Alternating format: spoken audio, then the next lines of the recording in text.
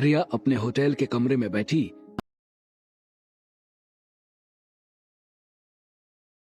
ताकीद थी कि वो दोनों वहां से तब तक बाहर ना निकलें जब तक लोबो वहां पहुंच ना जाए। शाम हो गई थी, लेकिन अभी लोबो पहुंचा नहीं था। रिया को मीटिंग के लिए जाने को देर हो रही थी। कल फाइनल मीटिंग से पहले वो 2-3 लोगों से अलग अलग मिलना चाहती थी जो इस प्रोजेक्ट का हिस्सा थे। एक तो रिया डॉक्टर वर्मा को लेकर पहले से ही डिस्टर्ब थी। ऊपर से लोबो के ना आने पर उसे लग रहा था कि वो इसीलिए उसकी खींच बढ़ती जा रही थी। अमन को भी नहीं समझ आ रहा था कि जगत प्रसाद माथुर को आखिर किस बात का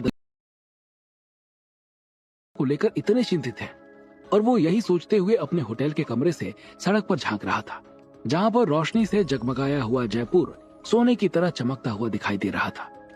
लेकिन रिया की आंखों में इस वक्त संसार के सारे दुख समाये हुए दिखाई दे रहे थे। इधर रिया लोबो के आने का वेट कर रही थी और उधर एसपी डॉक्टर वर्मा के एक्सीडेंट वाले स्पॉट पर तलाशी अभियान चला रहा था। काफी देर तक जब एसपी को कुछ नहीं मिला तो उसने अपनी टीम को आदेश दिया, वापस चलो यहाँ से, हम अस्पताल में जाकर अपनी अगली छानबीन करेंगे। उसका आदेश पाते ही उसके मातहत में काम करने वाले लोग वहां से निकल पड़े थे। मीटिंग का समय धीरे धीरे निकलता जा रहा था। जैसे जैसे देर होती जा रही थी वैसे वैसे रिया की खींच बढ़ती जा रही थी। अंततः उसने जगत प्रसाद माथुर को फोन किया और पूछा, दादू कहाँ है लोबो? उसकी आवाज में गुस्से और खींच का मिश्रण सुनाई दे रहा था। लोबो को थोड़ा देर हो गई है, वो देर रात वहां पहुंचेगा। जगत प्रसाद जब ये बेरुखी और लापरवाही से जवाब दिया तो रिया को ना जाने क्यों ये एहसास हुआ कि डॉक्टर वर्मा के एक्सीडेंट के बाद जगत प्रसाद का व्यवहार उसके लिए बदल गया है। उसने ज्यादा बहस करने की ना सोची और बिना आगे बात किए हुए फोन रख दिया। उसे लगा शायद दादू उसकी सुरक्षा के लिए काफी चिंतित है, इसलिए वो लोबो को यहाँ भेज रहे हैं। अब लोबो के आने के बाद ही वो होटल से बाहर निकलेगी। और यही सोचते हुए उसने अमन को फोन लगाया और कहा, अमन अभी जिनके भी साथ मीटिंग हो कैंसिल कर दो, और हम कल सुबह अगर टाइम होगा तो मिल लेंगे, वरना फिर आगे देखा जाएगा कि कैसे क्या होता है। दूसरे कमरे में मौजूद अमन ने उसकी बातें सुनी और ठीक है बोलकर फोन रख दिया। अमन कहने को तो रिया का सचिव था, लेकिन वो किसी बाप और अच्छे दोस्त की तरह रिया का ख्याल रखता था। जब उसे रिया ने सिद्धार्थ के फसलों के ऊपर किए जा रहे शोध के बारे में बताया तो उसे थोड़ी सी तकलीफ तो हुई थी, लेकिन फिर उसने अपने आप को नॉर्मल कर लिया। वो समझ रहा था कि डॉक्टर वर्मा के एक्सीडेंट के बाद रिया पता नहीं किस ट्रॉमा से गुजर रही होगी, इसलिए उसने रिया से ज्यादा बहस नहीं की और फोन काट कर उसने दूसरे नंबर पर फोन मिलाया और बोला, मिस्टर प्रकाश, रिया मैम की तबीयत खराब होने की वजह से हम आज की मीटिंग अटेंड नहीं कर पाएंगे। इसके लिए हम आपसे माफी मांगते हैं। हम कल दिन में 1 बजे होने वाली मीटिंग में मिलते हैं, और अगर आपके पास उसके पहले समय हो तो सूचित कीजिएगा, हम लोग पहुंच जाएंगे।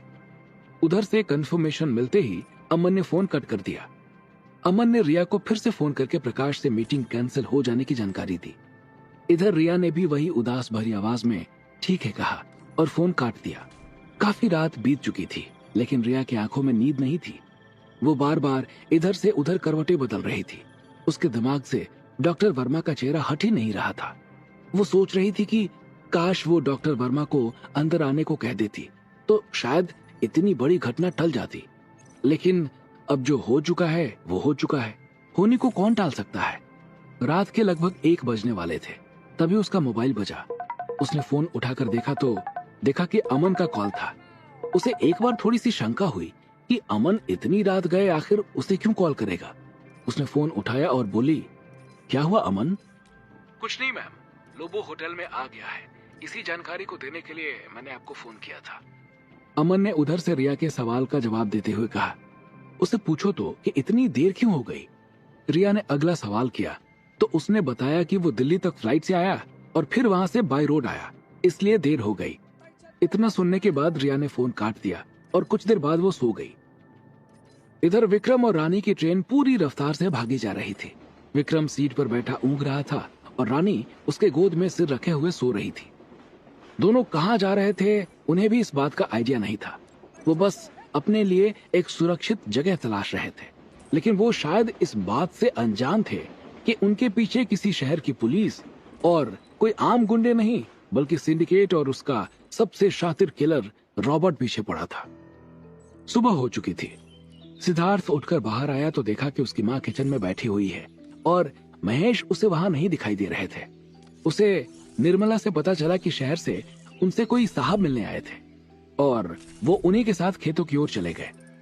सिद्धार्थ ने जब ये सुना तो उसे लगा कि फिर से रणजीत ही होगा, लेकिन तभी उसे सामने से महेश और एक आदमी को साथ में आता दिखाई दिया, लेकिन वो रणजीत नहीं था।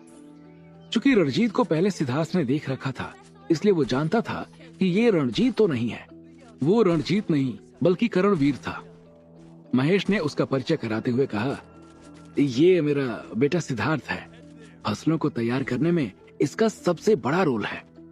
महेश के द्वारा परिचय कराए जाने के बाद सिद्धार्थ को उस आदमी ने देखा और हाथ आगे बढ़ाते हुए बोला, मैं करणवीर, तुमसे मिलकर बहुत खुशी हुई। मैं और रिया एक साथ काम करते हैं। सिद्धार्थ ने भी हाथ आगे बढ़ा दिया और हाथ मिलाते हुए बोला, मुझे भी। उसके बाद उन दोनों में हल्की सी बातचीत शुरू हो गई। आइए अंदर बैठते हैं, सिद्धार्थ ने करणवीर से बातचीत करते हुए कहा। फिर कभी, अभी मुझे एक जरूरी मीटिंग के लिए निकलना है। करणवीर ने सिद्धार्थ को जवाब दिया और वहां से निकल गया। उसके जाने के बाद सिद्धार्थ महेश से बोला, पिताजी, कोई भी आए तो सीधे खेत दिखाने मत ले जाया करो। पता नहीं कैसा आदमी हो और क्या करने आया हो। बेटा, हमारे खेत कौन चुरा ले जाएगा? ज्ञान के बाद जमीन ही ऐसी चीज होती है जो कि कोई आपसे चुरा नहीं सकता। महेश ने हंसते हुए जवाब दिया। लेकिन छीन तो सकता है। महेश का जवाब सुनकर सिद्धार्थ ने गंभीरता के साथ जवाब दिया और अंदर चला गया। महेश को भी उसकी बात में दम लगा और उसने निर्मला से कहा, हमारा बेटा अब काफी बड़ा हो गया है। और दोनों मुस्कुराने लगे। सुबह के 9 बज चुके थे। सिद्धार्थ मशरूम लेने के लिए फावड़ा और टोकरी के साथ गुल्लू को लेकर पहाड़ों की तरफ जा रहा था। तभी उसे याद आया कि परसों से ही रिया से बात नहीं हुई है और भी है, तो उसे कॉल करके शुभकामनाएं दे देता।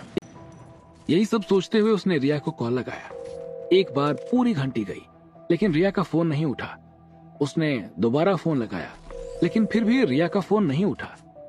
उसे ना जाने क्यों आशंका हुई और उसने फिर अमन को फोन लगाया और अमन ने तुरंत फोन उठाया और वो बहुत तेज हाँफ रहा था। ऐसा लग रहा था कि जैसे वो कहीं दौड़ता हुआ जा रहा था। उसने फोन पर हाँफते हुए कहा, हाँ सिद्धार्थ, बोलो।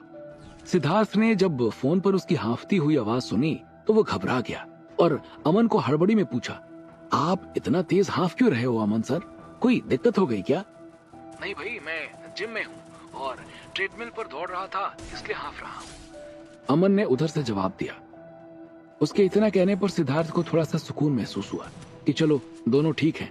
फिर उसने अमन से पूछा कि रिया मैडम का फोन क्यों नहीं उठ रहा है? तो अमन ने जवाब दिया, शायद वो अभी सो रही होंगी। बताओ क्या काम है? कुछ खास नहीं, बस मीटिंग के लिए शुभकामनाएं देनी थी, सिद्धार्थ ने जवाब दिया। ठीक है, मैं बता दूंगा, वरना वो तुम्हें कॉल बैक पक्का करेंगे उठने के बाद, कहकर अमन ने फोन काटा और फिर से जिम करने में बिजी हो गया। सिद्धार्थ फोन कटने के बाद गुल्लू को लेकर मशरूम उगने वाली जगह पर बढ़ गया। जब से उसने उस पर जादुई बारिश कराई थी, वहाँ जो भी मशरूम उग रहे थे वो धूप पड़ने पर सोने के जैसा चमक रहे थे। सिद्धार्थ ने फावड़ा उठाया और मशरूम के जड़ पर वार किया।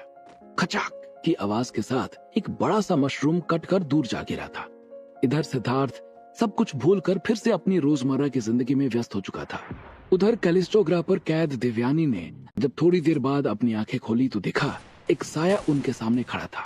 उसे देखते ही देवयानी चौंक गई और बोली, आप अभी तक कैसे जीवित हैं?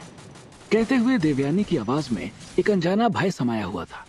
वो साया अंधेरे से निकलकर उजाले की तरफ बढ़ गया। उसकी शक्ल एकदम से इंद्रनगर के पूर्व महाराज स्वर्गीय चंद्रमौली से मिल रही थी और देवयानी के सामने वो मुस्कुराते हुए खड़ा था। जब देवयानी ने उससे ये सवाल पूछा तो वो मुस्कुराते हुए बोला, मैंने चंद्रमौली से कहा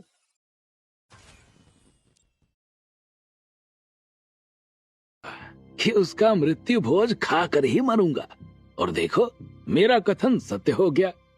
कहते हुए उस व्यक्ति के चेहरे पर एक क्रूर मुस्कान दिखाई दे रही थी। मुझे जाने दो, इंद्रनगर खतरे में है और वो आपकी भी मातृभूमि है और अतीत में वो भी तुम्हारे लिए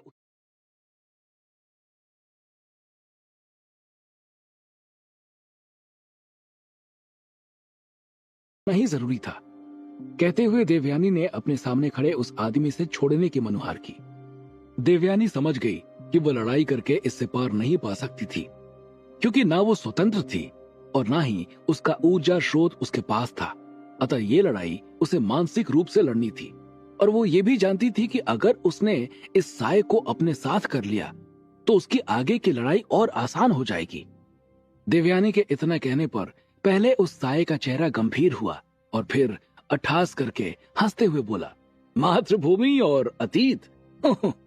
और उसकी हंसी पूरे कलिस्टो ग्रह पर गूंजती हुई चली गई। कौन है ये व्यक्ति?